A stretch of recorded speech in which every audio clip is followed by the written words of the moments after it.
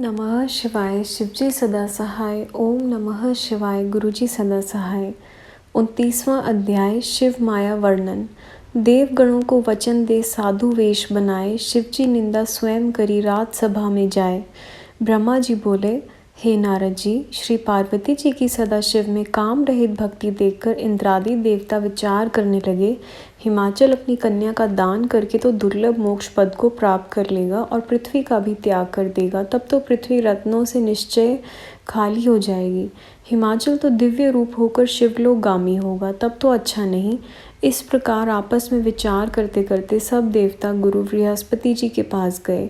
उन्हें जाकर संपूर्ण वृतांत सुनाया और कहा कि आप अति शीघ्र हिमाचल के पास पहुंचकर शिव निंदा करो, जिससे वह अपनी कन्या शंकर को ना देकर और किसी को दे।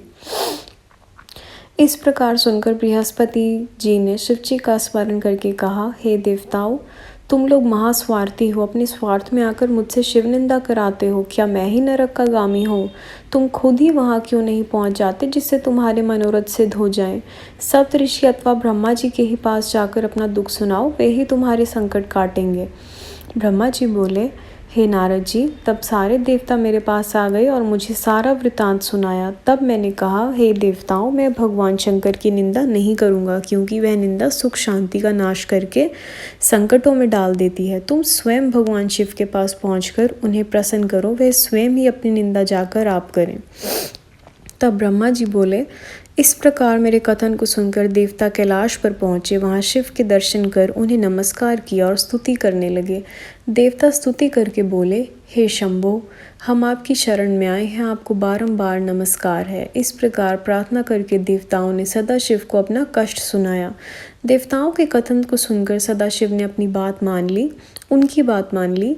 देवता भी अपने अपने लोकों में भगवान शंकर को प्रसन्न कर चले गए। उनके बाद शंकर हाथ में छाता तथा दंड लेकर सुंदर सुंदर वस्त्र धारण करके हाथ में सफिस्टिक माला एवं कंठ में शालिग्राम धारण किए साधुओं जैसा रूप बनाकर हरि हरि बोलते हिमाचल राज की सभा में गए। उस समय हिमाचल बंधु वर्गों के साथ तथा पार्वती के साथ सभा में बैठे हुए थे। साधु रूपधारी रुद्र को देखकर हिमाचल सिंहासन से उठे खड़े हुए, भक्तिपूर्वक बार बार उन्हें प्रणाम किया। श्री पार्वती जी ने तो साधु वेशधारी रुद्र भगवान को पहचान लिया, उन्होंने भी भक्ति के साथ प्रणाम किया।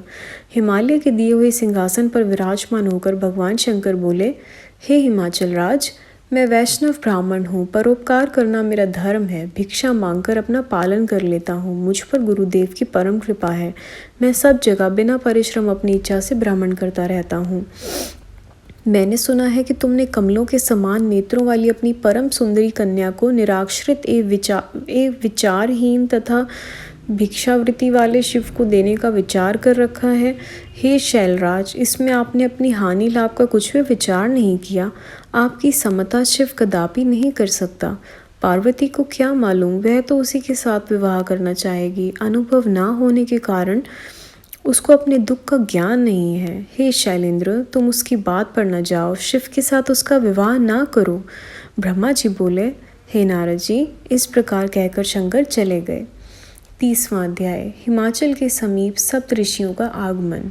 शिव निंदा सुन हृदय में मैना भई उदास, सप्त ऋषि आए तभी शैलराज के पास।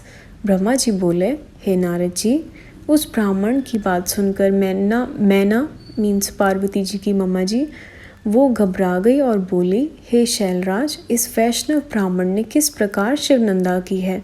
आप थोड़ा शिव भक्तों से मिलकर इसका निर्णय कर लो। यदि ऐसा ही हो तो पार्वती को कुरूप शिव के साथ न सौंपा जाए, नहीं तो मैं विष खा लूँगी। मुझे अपने प्राण प्यारे नहीं और अपनी पार्वती को भी समुद्र से धकेल दूंगी, किंतु शिव को नहीं दूंगी।